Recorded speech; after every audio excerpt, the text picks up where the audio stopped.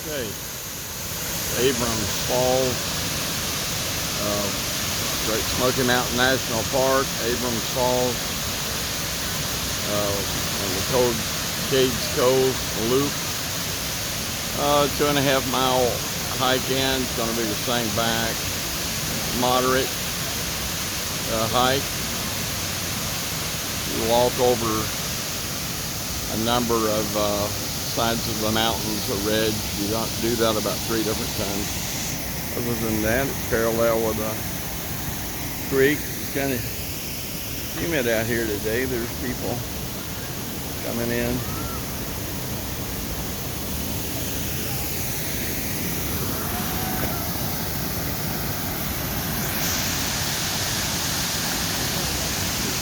All right, well, hope you enjoy this short snippet of a video.